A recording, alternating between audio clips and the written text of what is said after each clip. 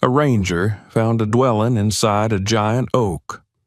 The one who lived there changed the way he saw everything. Subscribe to the channel and write in the comments which city or country you're watching this video from. The sector lay far from the visitor centers and paved roads, folded into a stretch of land that maps reduced to a pale green shape bordered by rivers and stone ridges. On paper, it looked simple enough, a manageable area assigned to one ranger at a time, marked by natural boundaries that made it easy to define and difficult to reach. In reality, it was a place that resisted convenience. The rivers cut deep and cold, swelling unpredictably after storms. The ridges were old, broken spines of rock that forced long detours and punished anyone who tried to cross them too quickly. Between them stretched a forest that had grown dense and quiet over generations, interrupted by marshy lowlands, scattered clearings, and narrow corridors where the wind seemed to move differently, carrying sounds farther than expected and swallowing them just as suddenly. Officially, the sector was a success story. It appeared in reports as an example of balance achieved, a demonstration of how nature could thrive when protected by competent oversight and modern conservation practices.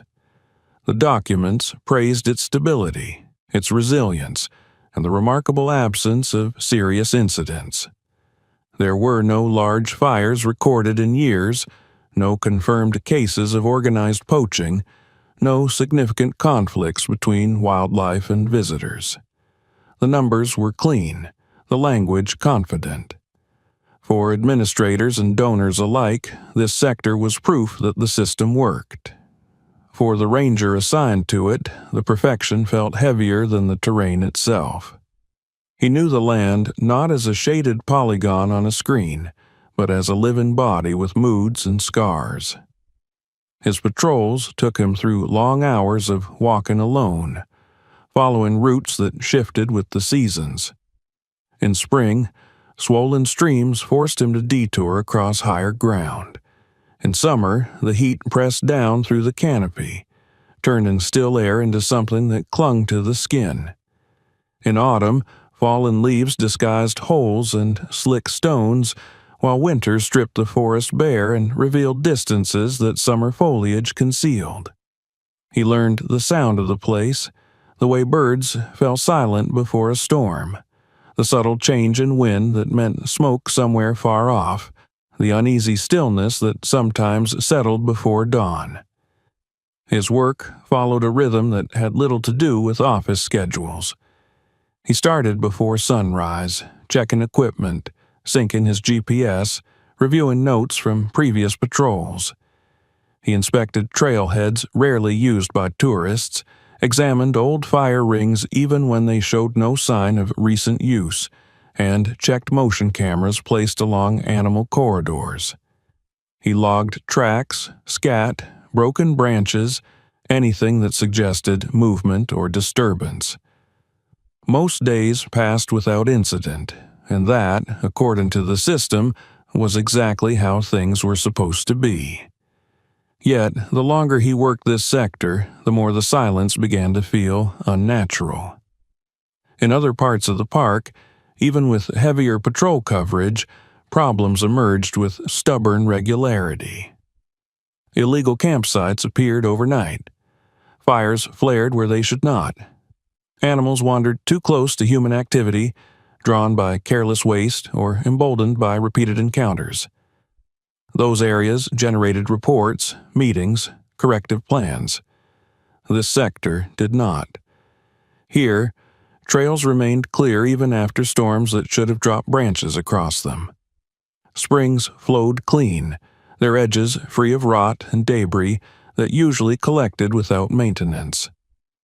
Signs of animal stress were rare, as if the wildlife had learned a careful balance with the land and the people who passed through it. At first, the ranger took pride in it. It was good to be responsible for a place that functioned so well. Supervisors spoke of the sector with approval, pointing to it during briefings as an example others should follow.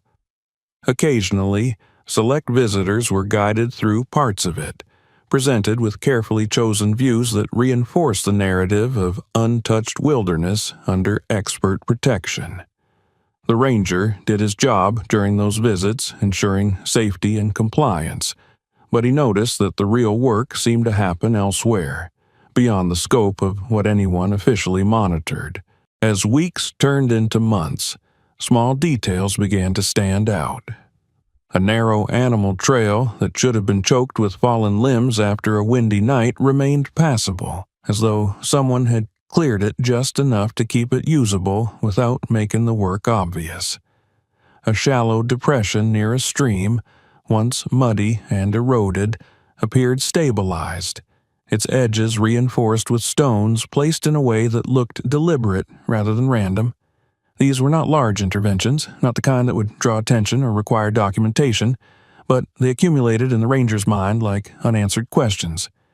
He began to take more detailed notes, not for his reports, but for himself.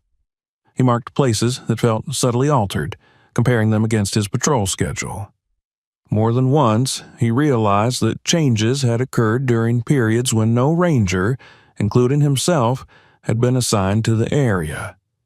The implication unsettled him. The park's rules were clear about unauthorized presence, especially long-term habitation. Any such discovery was supposed to be reported immediately. At the same time, nothing he observed matched the usual signs of trespassers or criminals. There were no scattered cans, no plastic, no aggressive traps, no felled trees taken for profit.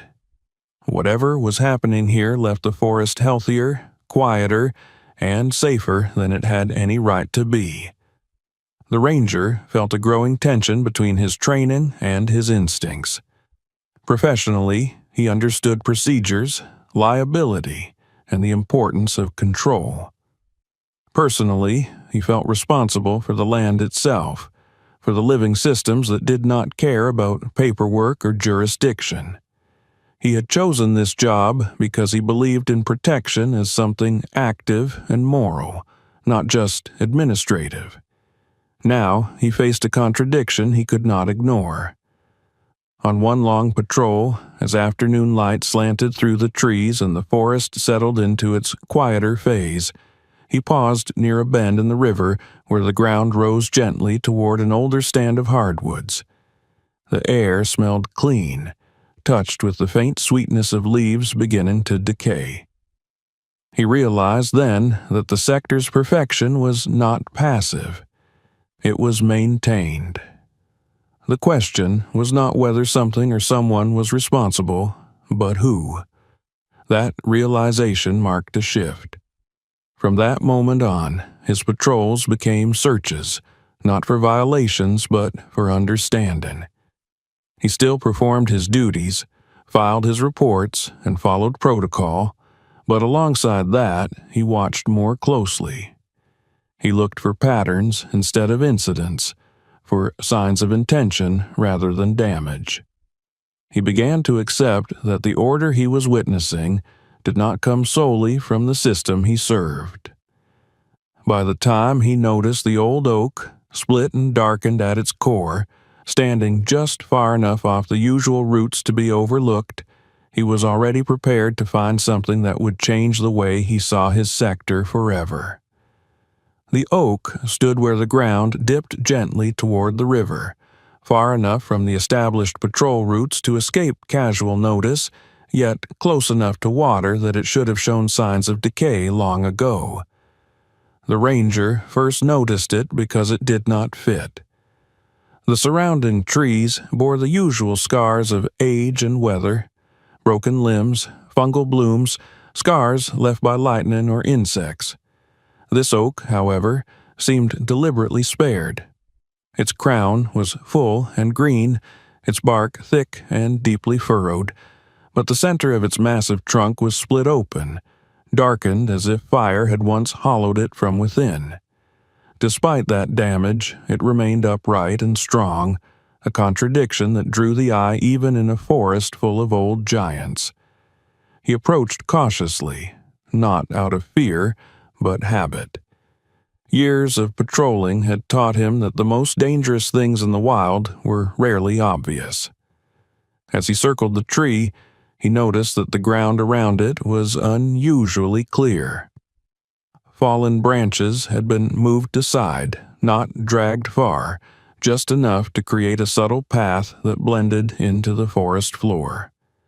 Moss grew undisturbed along the edges, suggesting that whatever work had been done here was careful and infrequent, never enough to scar the land. Up close, the split in the trunk revealed itself as more than damage. The edges were smooth in places, shaped not by rot alone, but by human hands. The interior was blackened, not freshly burned, but marked by an old fire that had been controlled, contained, allowed to do its work without killing the tree. The ranger leaned in, listening. The hollow answered with a soft echo, deeper than he had expected. He hesitated. Protocol demanded inspection of any potential shelter or illegal structure, especially in a protected area. At the same time, instinct told him that whatever lay inside was not a threat in the conventional sense. Still, he unhooked his flashlight and stepped closer, pushing aside a loose curtain of bark and woven branches that had been arranged to resemble natural debris. The light cut into darkness and revealed a space that stopped him cold. Inside, the oak was not an empty cavity or an animal den. It was a room, not large by any ordinary standard, but impossibly complete given its setting. The interior walls followed the curve of the living tree, smoothed and reinforced where necessary, leaving the wood alive rather than stripped bare. The floor was dry, layered with packed earth and wooden slats laid carefully to keep moisture away. The air was warm, carrying the faint scent of smoke, herbs, and something mineral, like clean stone. As his eyes adjusted, details emerged one by one. A sleeping area occupied one side of the hollow, built from layers of branches, grasses, and old fabric, arranged with the care of someone who understood insulation and comfort. Nearby sat a small fire ring, no larger than necessary, its stones blackened but clean, ash swept aside as if regularly tended. Above it, a narrow channel rose through the tree, cleverly disguised to guide smoke upward without staining the opening or revealing itself from a distance. Along the curved walls, shelves had been carved or fitted into natural recesses. On them rested metal cups, a dented pot, simple utensils, all washed and stacked neatly. Bundles of dried plants hung from pegs, tied with twine made from natural fibers. Cloth-wrapped parcels suggested stored food, preserved carefully against insects and damp. Nothing was excessive. Nothing was wasted. The ranger stepped fully inside, his movements slow and deliberate. He was acutely aware that he was standing in someone else's home. The realization carried weight. This was not a temporary shelter thrown together in desperation, nor the hideout of someone trying to exploit the land. This place had been designed to last, to function quietly within the living body of the tree. He examined the fire pit more closely and found that it bore no signs of reckless use. The burns were shallow, controlled, the surrounding wood protected by stone and clay. Whoever lit fires here understood both the danger and the responsibility of doing so inside a living structure. The same discipline showed in the way tools were stored. A small axe rested in a groove near the entrance, its blade sharpened and clean. A knife lay wrapped in cloth. A coil of rope hung from a wooden peg, dry and neatly wound. The ranger noticed clothing folded carefully in a niche, thick layers for cold weather, lighter garments for warmer days, all patched and repaired multiple times. These were not the possessions of someone passing through. They were the tools of a life adapted to the forest, shaped by years of attention and restraint. As he moved deeper into the space, he became aware of something else. There was no sense of haste here. No sign that the occupant expected discovery or felt the need to flee quickly. The arrangement spoke of confidence and routine. This person lived here openly, at least by their own standards, trusting the forest and their own skill at remaining unseen. The ranger felt a tightening in his chest, a mix of professional concern and reluctant admiration. He had encountered illegal camps before, but they were always marked by excess, by the carelessness of people who took what they needed and left the rest to rot. This place was the opposite. It was defined by absence, by what was not here. No trash, no unnecessary structures, no scars inflicted for comfort. He took photographs as required, documenting the space without disturbing it. Each image felt intrusive, as though he were violating a trust he had never been granted. He forced himself to continue, reminding himself that understanding required observation. In a corner near the back of the hollow, he found evidence that finally erased any doubt about the longevity of this dwelling. The floorboards there had been replaced more than once. Older layers were visible beneath newer ones, each repair careful, each improvement building on what came before. This was a place shaped by time. Standing in the center of the oak, the ranger realized that the quiet perfection of his sector had a heart.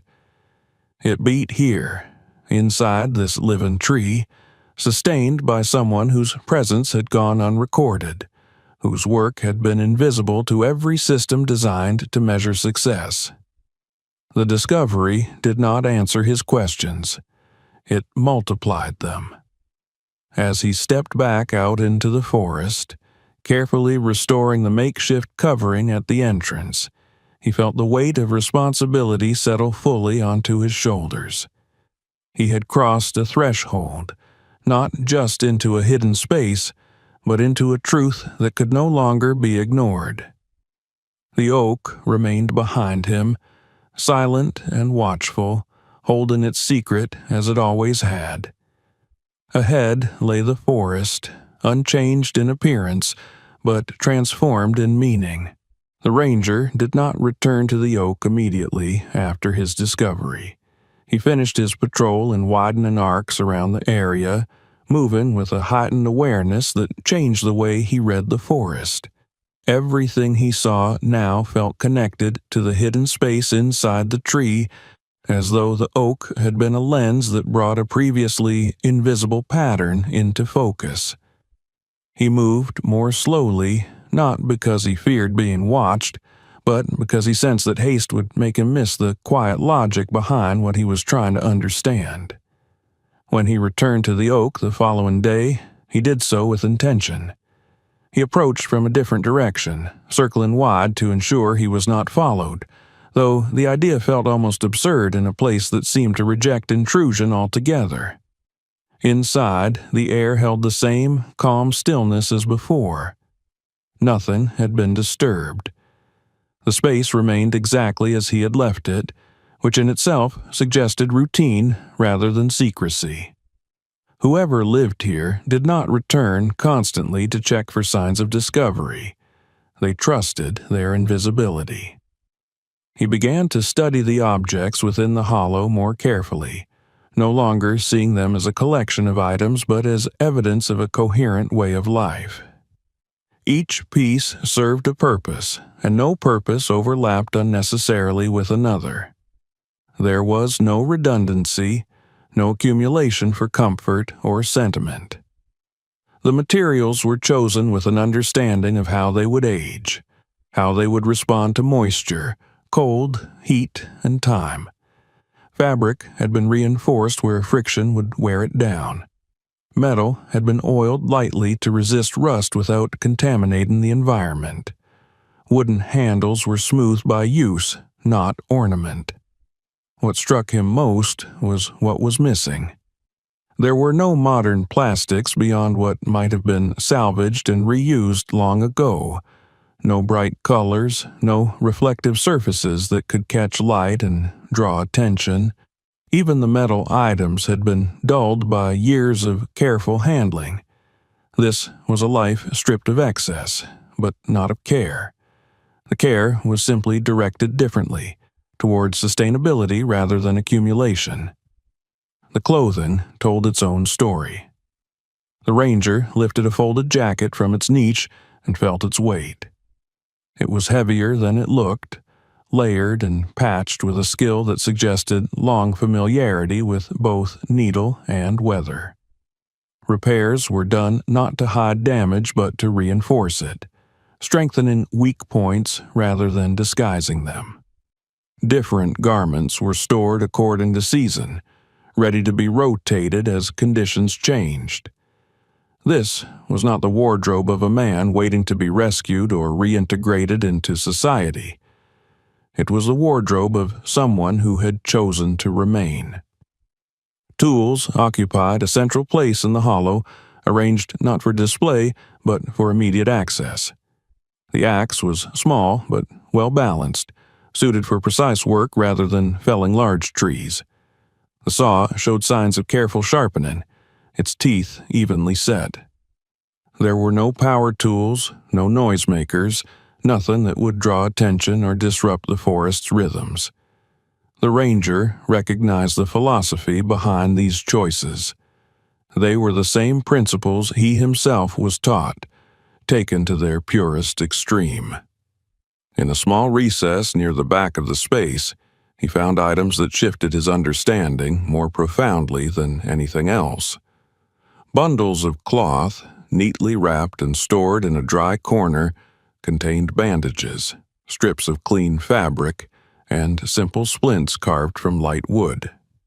Nearby sat small containers holding dried leaves, roots, and resins, each labeled with faint markings scratched into wood. The smell confirmed what his training already suggested. These were medicinal plants, prepared and preserved for use. The implications were immediate and unsettling. This was not merely someone surviving quietly. This was someone tending. The ranger knelt to examine the supplies more closely and noticed stains that could not be mistaken for anything else. Old blood, cleaned carefully from cloth but never fully erased. Signs of repeated use, not once or twice, but over years. As he rose, his gaze caught on a low shelf where several small wooden forms rested. At first, he thought they were tools, but on closer inspection he saw that they were molds or braces, shaped to support limbs of different sizes. Not human limbs alone. Some were clearly designed for animals. The realization sent a chill through him, not of fear, but of awe. He began to look at the forest outside the oak with new eyes. The places where he had seen animals recover from injuries that should have slowed or killed them. The deer that limped for a season and then returned whole. The fox with the scarred flank that continued to hunt effectively. At the time, he had accepted these as fortunate outcomes. Now they took on a different meaning. Cleanliness permeated the space. Ashes were disposed of properly, carried away and scattered where they would not accumulate. Food remnants were buried deep or composted discreetly. The floor was swept, not obsessively, but regularly, enough to prevent pests without erasing the marks of daily life. This was order born of habit, not of fear. The ranger felt his initial sense of professional obligation begin to blur. Training told him to categorize what he saw as unauthorized habitation. Experience told him this was something else entirely. He had seen the aftermath of true violations of the park's rules, and they were always loud in their destruction, even when the perpetrators tried to hide. This place was quiet in a way that spoke of humility rather than concealment. He left the oak again, this time carrying nothing with him except a deeper unease. Over the following days, he widened his observations, linking the life inside the tree to the subtle order of the surrounding land. He found small feeding stations placed where injured or weakened animals could reach them without exposing themselves. He noticed water channels cleared just enough to prevent stagnation. He traced paths that curved gently around sensitive habitats, guiding foot traffic, human or animal, away from fragile ground. Each discovery reinforced the same conclusion. The person who lived inside the oak did not merely avoid harming the forest. He actively shaped conditions that allowed it to heal itself. He worked in increments so small that they blended into natural processes, correcting imbalances before they became visible problems. The ranger began to suspect that this hidden life extended beyond the oak, that the hollow tree was only a center, a place of rest and preparation. The true scope of the work lay scattered across the sector, woven into its daily rhythms. The thought unsettled him. It meant that the perfection attributed to official oversight had a different source entirely. At night, as he reviewed his notes, the ranger found it increasingly difficult to separate his duty from his conscience. He had sworn to uphold the rules that protected the park, yet he was confronted with a living example of protection more effective than anything those rules had produced. The life inside the oak challenged the very definition of legitimacy. He understood now that whoever lived there did not consider himself hidden.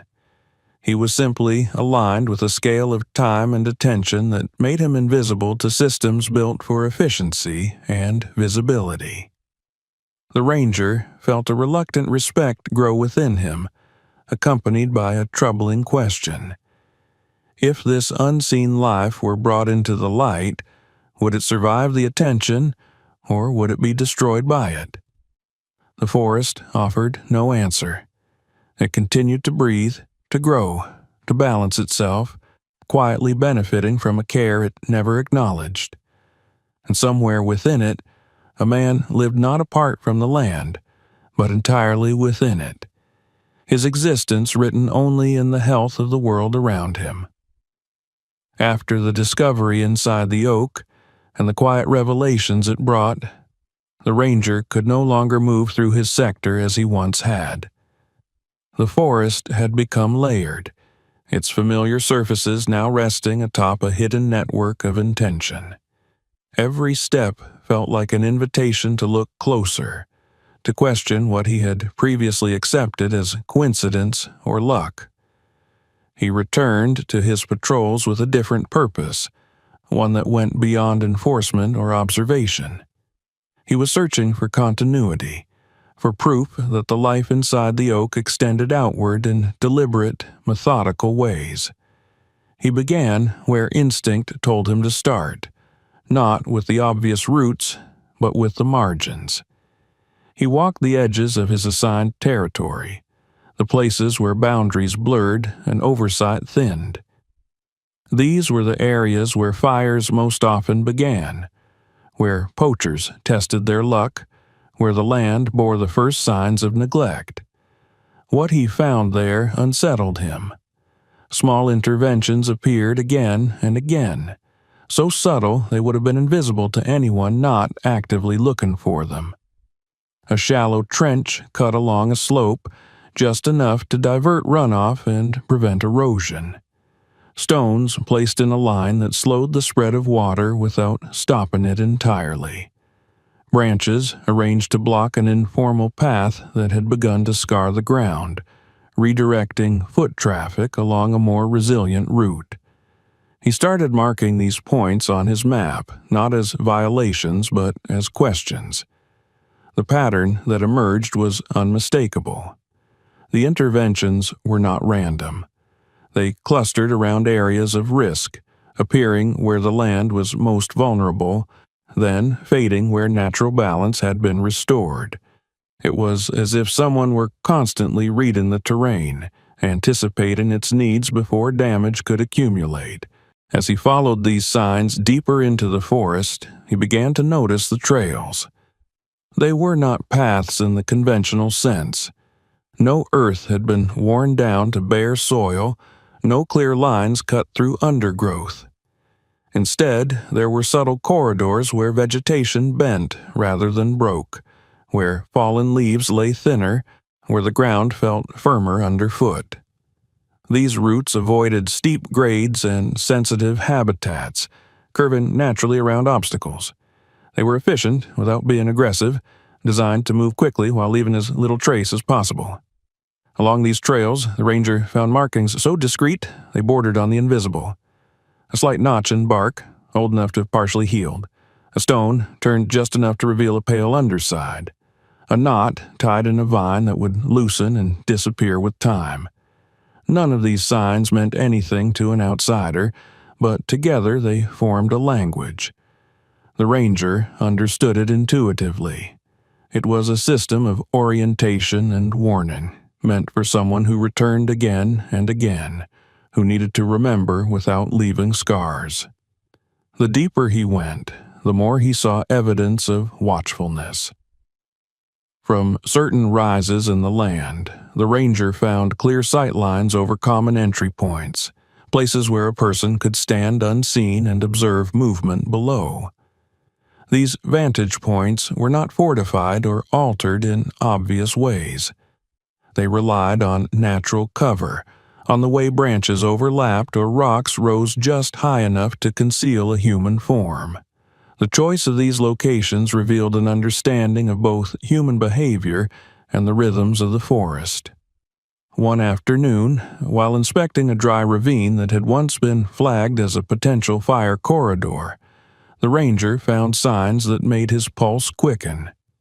The soil bore marks of recent disturbance, but not the chaotic churn of heavy equipment or careless digging. Instead, the earth had been scraped away in a narrow band, exposing mineral soil beneath. Nearby, the remains of dampened vegetation suggested that water had been carried here, poured deliberately along the exposed strip. It was a fire break, made by hand, small but effective. Without it, a spark carried by the wind could have raced through the ravine and into the heart of the sector. There was no record of this work, no report, no alert, no acknowledgement. The ranger stood there for a long time, imagining the moment when the fire had threatened this place. Someone had seen it early, recognized the danger, and acted without hesitation or recognition. The thought left him unsettled. The forest he had believed to be calm and self-sustaining was, in fact, constantly defended. As he continued his search, he encountered evidence of a different kind of intervention. In a clearing near the boundary, he found the remains of a trap, dismantled and buried with care. The metal jaws had been wedged open and rendered useless, then wrapped in cloth before being concealed beneath stones and soil. The placement suggested that whoever had found it understood both the cruelty of its purpose and the need to remove it quietly, without drawing attention or provoking retaliation. Nearby, faint signs of false trails led away from the site, guiding anyone searching for the trap deeper into rough terrain, where progress would be slow and frustrating. This was not the work of someone acting impulsively. It was strategic, patient, and informed by years of experience. The ranger felt a growing respect tempered by unease. Such actions, taken alone, might seem insignificant. Taken together, they represented a sustained campaign of protection carried out entirely outside the system he served. He began to understand the scale of what he was witnessing. The man inside the oak was not merely reacting to problems as they arose. He was anticipating them, shaping conditions so that threats never fully formed. Fires were stopped when they were still whispers. Poaching routes were disrupted before animals were harmed, Erosion was slowed before it became visible. The forest's apparent perfection was not a static achievement, but a dynamic process, maintained through constant, invisible labor. The ranger felt the weight of that realization settle heavily on him. It forced him to confront the limitations of his own role. No matter how dedicated he was, no matter how carefully he patrolled, he could not match the presence of someone who lived here full-time, who observed the land not in shifts but in seasons, not through reports but through lived experience. As dusk fell and the forest shifted into its evening rhythms, the ranger sat on a fallen log overlooking one of the hidden trails. The air cooled, carrying the scent of damp earth and leaves. Insects began their steady chorus, and somewhere in the distance an owl called. He imagined the unseen keeper moving through the same space, guided by signs the ranger was only beginning to recognize. The thought was both comforting and troubling. By the time he returned to his station that night, his understanding of the sector had changed irreversibly. The perfection celebrated in official documents was an illusion, a surface phenomenon masking a deeper truth. The forest was not protected by policies alone. It was guarded by a human presence that existed beyond recognition, beyond approval, beyond the reach of forms and signatures. The ranger knew then that he was no longer simply an observer of this hidden system. By seeing it, by understanding it, he had become part of it. The question that followed him into the darkness was not whether this invisible keeper existed. It was whether the truth of that existence could ever be reconciled with the world that refused to see him. The more the ranger followed the hidden traces woven through his sector, the harder it became to sit through routine briefings and file routine reports. Words that had once felt neutral now rang hollow in his ears. Phrases like stable conditions and effective oversight echoed differently after what he had seen with his own eyes. Each time he typed a summary of his patrol, he felt as though he were describing a surface reflection while ignoring the depth beneath it. The forest he walked through every day was real and breathing, shaped by effort and care. Yet the version of it that existed in official records was something else entirely. At night, he spread maps across his small desk and laid his notes beside them. Dates, locations, and observations formed a quiet indictment. He traced lines between the sites where he had found subtle interventions and compared them to his patrol schedule. Again and again, the evidence pointed to the same conclusion. Much of the work that kept the sector pristine occurred during gaps when no ranger was present. Fires suppressed before alerts could be triggered. Traps removed before animals were caught. Trails redirected before erosion reached reportable levels. None of it appeared in the system, because the system only recognized problems once they had become visible enough to document. He remembered meetings where supervisors praised the efficiency of their teams, citing this sector as proof that fewer resources were needed when management was done right. Funding decisions had been influenced by those assumptions. Patrol hours had been reduced, equipment reassigned elsewhere. The ranger now understood the irony. The very success attributed to the system had been achieved because someone else had quietly filled the gaps it created. As this understanding deepened, it began to weigh on him in ways he could not easily dismiss. He thought of the man inside the oak, of the careful balance he maintained, and of how fragile that balance would be if exposed. The rules were clear. Unauthorized habitation was a violation. Interference with wildlife management without approval was forbidden. Any ranger who became aware of such activity was obligated to report it. There was no room in the regulations for nuance or gratitude. The ranger imagined the sequence that would follow if he submitted a formal report. Investigators would arrive with equipment and authority. The oak would be examined, photographed, cataloged. The hidden dwelling would become evidence. The man who lived there would be detained, questioned, perhaps charged. His years of work would be reframed not as stewardship, but as trespass.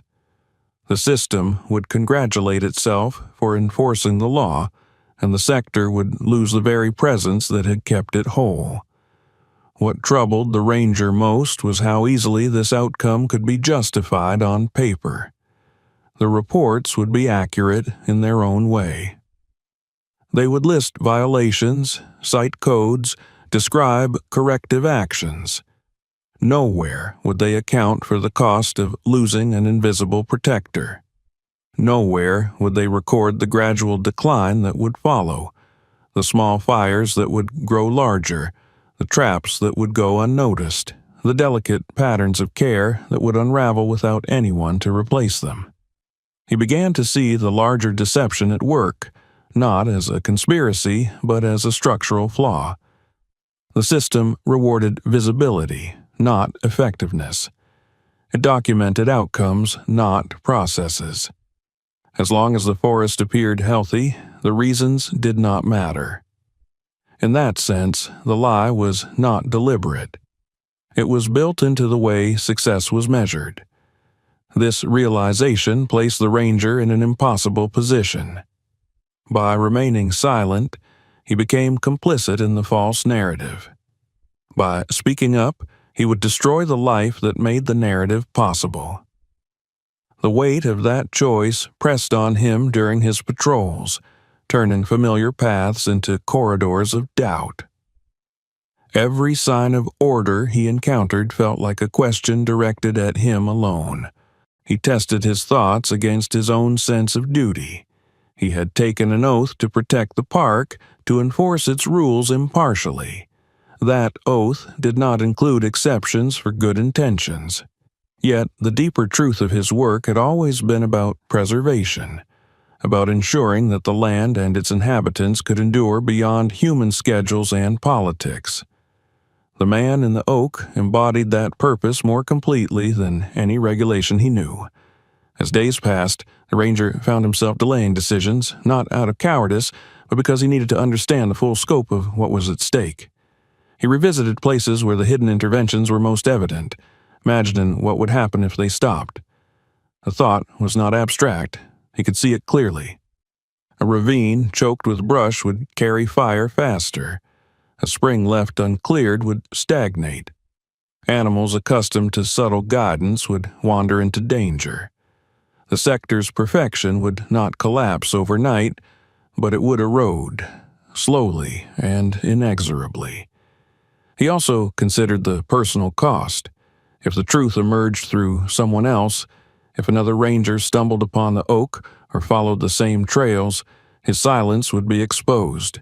He would be accused of negligence, of concealing violations. His career would end, and his reputation would be stripped away just as surely as the old man's life would be dismantled. The system offered no safe path for honesty in this situation. In the quiet moments before sleep, the ranger confronted an uncomfortable question. Was the law meant to serve justice, or was justice sometimes found in resisting the law's blunt application? He had always believed the two aligned. Now he saw the gap between them widening with every step he took through the forest. The lie, once revealed to him, could not be unseen. It lived in every clean report, every congratulatory email, every presentation that praised the sector's success. The ranger understood that he stood at the edge of that lie, one decision away from reinforcing it or tearing it apart.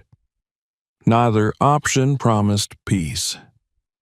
By the time he returned once more to the oak, standing beneath its broad canopy and listening to the muted sounds of life within the forest, He knew that the next step would require more than observation. It would require confrontation, not with authority, but with the human being who had become the silent axis around which this place turned. The encounter did not happen inside the oak. The ranger sensed, even before it occurred, that such a meeting would never take place in the heart of the hidden dwelling. That space was a sanctuary, not a threshold. Whoever lived there would not choose it as the place to be found. The meeting came instead on a morning when the forest was neither fully awake nor entirely asleep, when mist lingered low to the ground and the sounds of birds rose cautiously, as if testing the air. The ranger had followed one of the faint, nearly imperceptible trails he had come to recognize, moving slowly, deliberately, allowing the land to guide him rather than forcing his way through it. He was not hunting. He was waiting.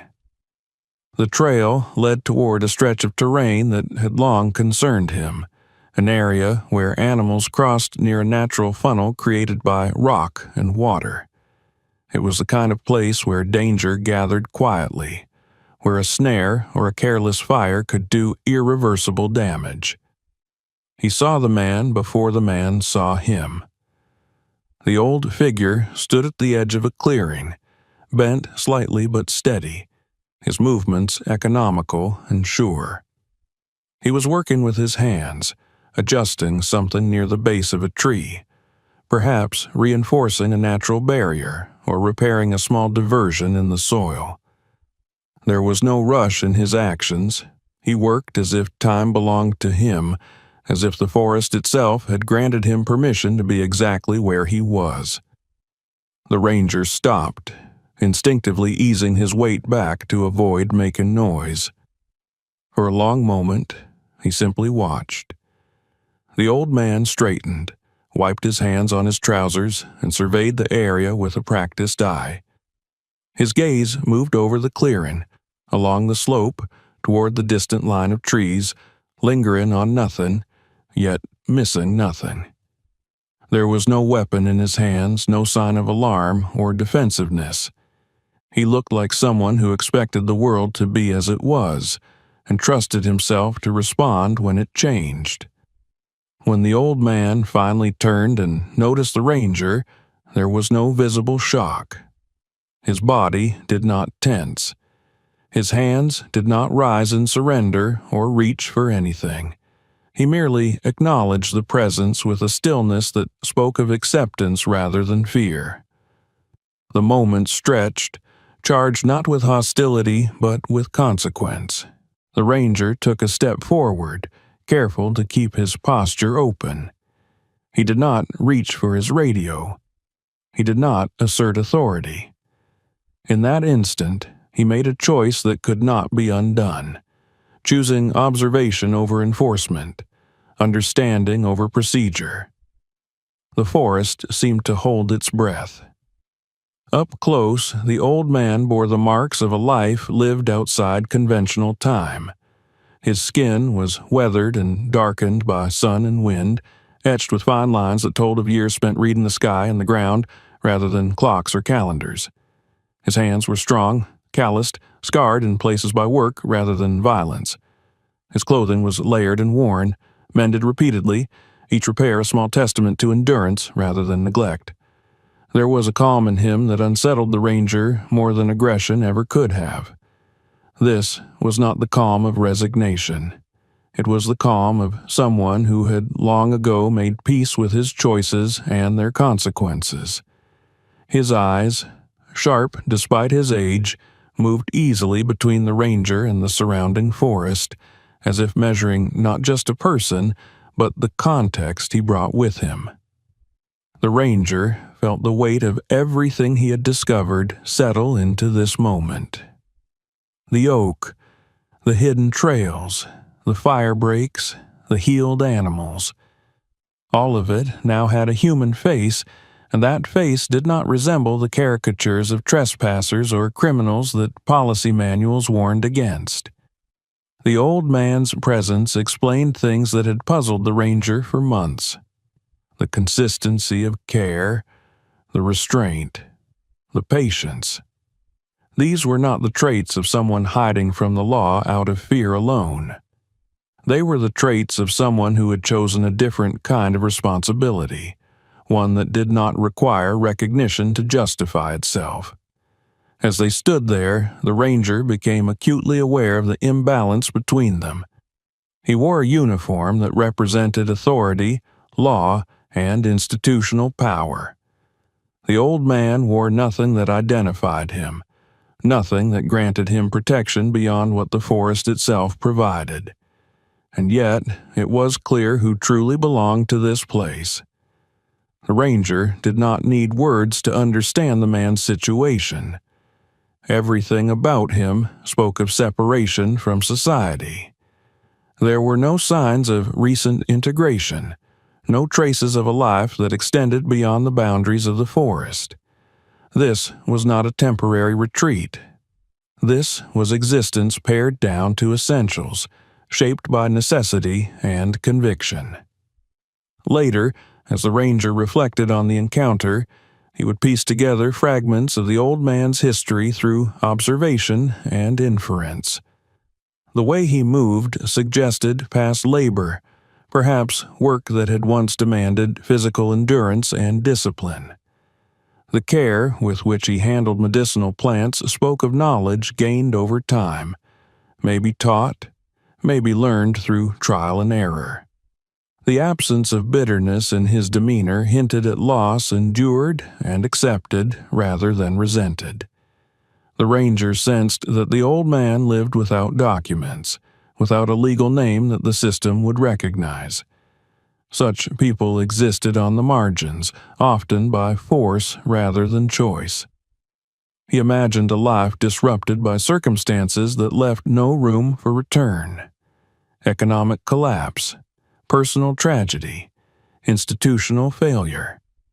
Any of these could have driven a man beyond the reach of paperwork and back into the older logic of land and seasons. What mattered now was not how the old man had arrived here, but why he had stayed.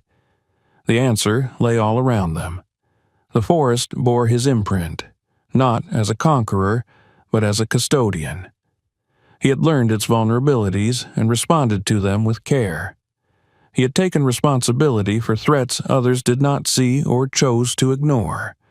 In doing so, he had bound his fate to the land's health. The ranger felt a profound shift in his understanding of stewardship. He had always believed his role was to protect the forest on behalf of the public. The old man protected it because it was his home. That distinction mattered more than any regulation. As they parted, without ceremony, the ranger knew that the encounter marked a turning point. The man returned to his work, unhurried, trusting that whatever decision the ranger would make, it would not be made lightly. The ranger walked away with a weight he had never carried before, the weight of knowledge that transformed obligation into choice. By the time he reached the edge of the clearing and paused to look back, the old man had already blended into the forest, his presence absorbed into the quiet order of the place. The ranger understood then that the forest did not merely tolerate the old man. It depended on him. And now, whether he wanted it or not, so did the ranger's conscience. The next step would not be about discovery or observation. It would be about consequence. After the meeting in the forest, the ranger found that silence followed him more closely than ever. It settled into his days and nights, threading itself through his thoughts with a persistence he could not escape. The image of the old man working calmly among the trees returned again and again, not as a memory, but as a question. It was no longer possible to think in abstract terms about regulations or procedures. Every rule now carried a human consequence, and every potential action unfolded in his mind as a chain of events he could no longer pretend not to see. He understood the legal reality with painful clarity. Unauthorized residence within a protected national park was a direct violation of federal regulations. Long-term habitation without permits, the use of fire, the manipulation of terrain, and the handling of wildlife, even with good intentions, could all be grounds for removal and prosecution. If the old man were discovered through official channels, the outcome would be swift and impersonal. An enforcement team would be dispatched. The dwelling inside the oak would be dismantled and documented. The man himself would be escorted out, questioned, evaluated, and passed along to systems ill-equipped to understand him. The ranger knew how those systems worked. He had seen them absorb people like machinery absorbs material, breaking them down into categories and cases. The old man would not be seen as a guardian or a caretaker. He would be labeled a squatter, a vagrant, a liability. His age would work against him. His lack of documentation would complicate everything. Medical evaluations would lead to institutional placement. Psychological assessments would strip context from his choices. Whatever autonomy he had preserved through years of self-reliance would vanish under fluorescent lights and locked doors. Equally clear was the second consequence, quieter but no less devastating. Without the old man, the sector would change. It would not happen immediately, and perhaps not dramatically enough to be traced to a single cause. The forest would continue to appear healthy for a time, sustained by momentum and residual balance. But the invisible interventions would stop. The early warnings would go unnoticed. Fires would grow larger before being seen. Traps would remain set longer. Small disruptions would accumulate until they demanded attention, and when that attention finally arrived, it would be too late to prevent damage. The ranger also understood what would happen on paper. Reports would cite natural causes, increased visitor pressure, climate variability. Budgets would be adjusted. More resources would be requested. No one would ever connect the decline to the removal of one old man whose name never appeared in a single document. The system would correct itself in the only way it knew how, by reacting rather than preventing. Then there was the matter of himself. The ranger's obligations were not theoretical. If he reported what he had found, he would be acting fully within the law. His superiors would commend him for diligence. His career would advance. If he remained silent, he would be violating protocol, risking disciplinary action, termination, and permanent damage to his record. Should the truth surface through another channel, he would be accused of concealment. His uniform, which had once represented pride and purpose, would become evidence against him. The pressure of that knowledge pressed inward, forcing him to confront a deeper question about why he had chosen this life in the first place. He had not joined the service for authority or advancement. He had joined because he believed in protection, in the idea that some places mattered enough to be defended even when doing so was inconvenient or invisible. Now, he was faced with the clearest test of that belief he had ever known. The old man had never asked for protection. He had not pleaded, bargained, or justified himself. His calm acceptance made the ranger's burden heavier, not lighter. The choice belonged entirely to the one who wore the badge. That imbalance of power haunted him. It meant that whatever happened next would not be the result of chance or discovery, but of deliberate decision. For days, the ranger walked the forest with that decision suspended inside him. He observed the land as though memorizing it, committing details to memory in case they were about to change forever. He watched animals move through corridors shaped by unseen guidance. He listened to water flowing cleanly through channels that would clog without care. Each sign of health felt like both affirmation and warning. He imagined alternative paths. One involved disclosure, followed by advocacy, an attempt to convince his superiors that the old man's presence was a net benefit. But he knew how unlikely that was. Institutions did not make exceptions for individuals who existed outside their control. Another path involved attempting to relocate the old man quietly, urging him to leave before discovery. But the ranger understood that this would only shift the problem, not solve it. The forest was not just where the old man lived, it was who he had become. To remove him was to erase his identity.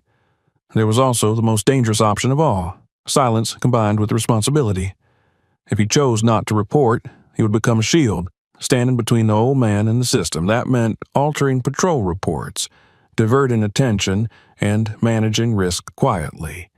It meant accepting that he alone would bear the consequences if anything went wrong. It meant becoming complicit, not in harm, but in protection that could never be acknowledged. The ranger did not romanticize this choice. He understood its cost. It would require constant vigilance, restraint, and self-control. It would blur the line between duty and defiance. It would isolate him from colleagues and force him to live with a secret that could not be shared.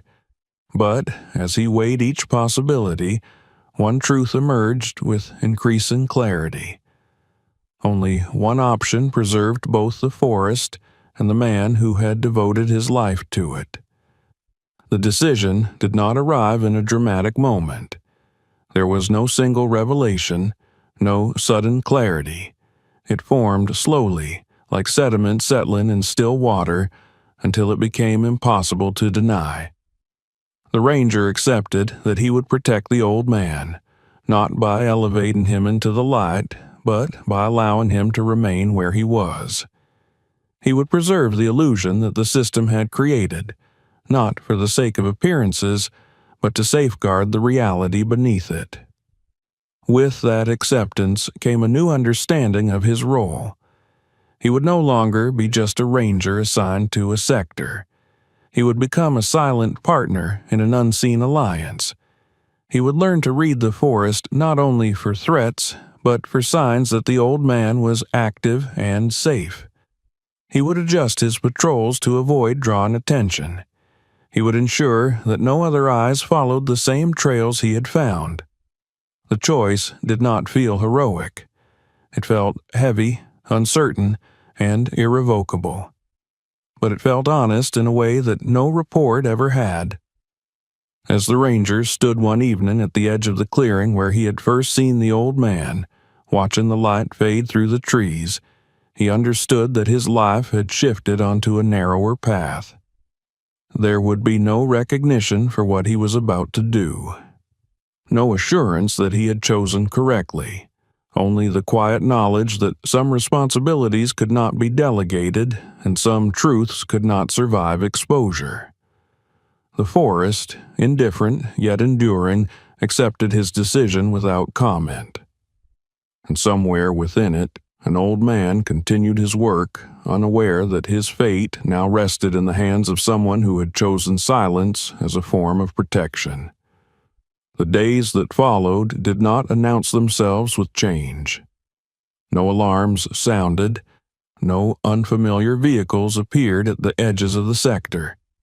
The forest remained what it had always seemed to be to anyone who glanced at it briefly, calm, balanced, unremarkable in its health. Yet, for the ranger, everything had shifted. The decision he had made settled into his routines, altering them subtly but permanently, like a new current beneath the surface of familiar water. He adjusted his patrols with care. Routes were modified not to avoid responsibility, but to manage visibility. He walked where he needed to walk and stayed away from places that would draw attention if too many footprints appeared. Reports became exercises in precision, accurate without being exhaustive, truthful without being revealing. He described conditions as stable because they were. He logged no incidents because none had occurred, The words remained correct, even as their meaning deepened beyond what the system could detect. The ranger learned to read the forest for different signs now. Where once he searched for violations, he now looked for continuity. A cleared trail meant the old man had passed through recently. A repaired water channel meant vigilance had not lapsed. The absence of problems became a form of communication, a quiet reassurance that the invisible work continued. When days passed without such signs, the ranger felt a tightening in his chest, a fear he never voiced even to himself. He would slow down then, listen longer, observe more closely, until the forest answered him in its own way. His relationship with the land changed from stewardship to partnership. He no longer thought of himself as the sole protector of the sector, nor as its ultimate authority. He was one presence among two, each compensating for what the other could not do. He had access to information, to forecasts, to broader patterns beyond the boundaries of the forest. The old man had intimacy, constancy, and an understanding that came from living inside the rhythms of the place. Together, though never openly, they maintained a balance that neither could have achieved alone. At times, the ranger felt the strain of isolation. He could not speak of what he had seen or chosen. Conversations with colleagues remained professional, bounded by shared language that skimmed the surface of their work. When supervisors praised the continued success of the sector, he accepted the words without pride. He understood now how easily credit detached itself from cause. He understood how often true effort went unnamed. The forest itself bore witness to his choice more faithfully than any human institution could. Seasons turned, each bringing its own challenges and confirmations. In summer, lightning storms passed through the region, striking dry ground with dangerous frequency. Small fires flared and disappeared, leaving behind only faint scars that healed quickly. In autumn, heavy rains tested the stability of slopes and streams, yet erosion remained minimal, controlled before it could take hold. Winter came hard and cold, and still the wildlife endured, moving along paths shaped for survival rather than convenience. There were moments when the ranger glimpsed the old man at a distance, never close enough to intrude, never near enough to risk acknowledgement. A figure moving between trees at dawn, a silhouette bending near water at dusk. These sightings were brief and unremarkable, easily dismissed by anyone else. To the ranger, they were confirmations. The forest was not alone, neither was he. The weight of the secret did not lessen with time. If anything, it grew heavier as the implications of his choice stretched into the future. He knew that his career might end abruptly if the truth emerged. He knew that one mistake, one unexpected inspection, one curious visitor could unravel everything. He lived with that risk consciously, accepting it as part of the responsibility he had assumed. Fear became something he managed, not something he fled from. He also lived with a quieter understanding, one that reshaped his sense of justice. The law, he realized, was a tool, not a truth. It could protect or destroy depending on how blindly it was applied. In choosing silence, he had not rejected the law entirely. He had chosen to interpret its purpose rather than its letter, to serve the life it was meant to preserve rather than the structure that enforced it. The old man remained invisible to the world beyond the trees.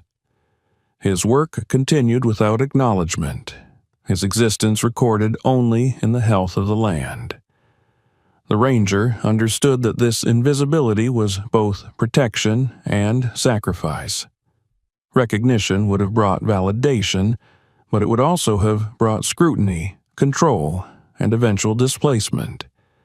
By remaining unseen, the old man preserved not only the forest, but himself.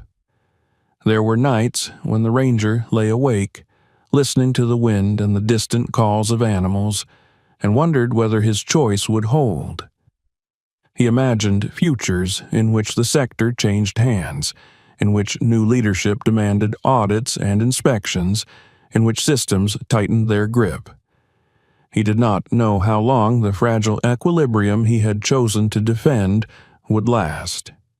He only knew that, for now, it existed. In time, the ranger came to see that his decision had altered him as profoundly as it had altered his work. He was more patient, more cautious in his judgments, less willing to accept appearances as truth. He noticed how often society relied on unseen labor, on people who held things together without reward or recognition. The forest had taught him that lesson, quietly and without ceremony. The sector remained a model of success in official documents. It continued to be cited in meetings and presentations, its stability praised as evidence of effective management. The ranger no longer resented this misattribution. He understood it as part of the necessary illusion that kept the deeper reality intact. The lie, once revealed to him, had become a shield rather than a deception. On a clear morning, months after his decision, the ranger paused near the old oak, standing at a respectful distance. He did not enter. He did not look for signs. He simply stood, letting the presence of the tree and the life it sheltered exist without intrusion. The oak rose above him, its split trunk dark and unassuming, its crown alive and strong. The ranger turned away and continued his patrol, footsteps blending into the forest floor. Behind him, the oak remained, holding its quiet secret. Around him, the land breathed steadily, sustained by care that would never appear in any report. In the end, there was no final reckoning, no moment of resolution that closed the story neatly. There was only continuation. The forest endured. The old man worked. The ranger watched and protected without being seen, and in that enduring silence, the truest form of guardianship remained exactly where it belonged, invisible, uncompromised, and alive. If this story made you think, don't stop here. Subscribe to the channel so you don't miss the next stories, watch other videos on the channel right now, and share this video with someone who loves powerful, meaningful stories.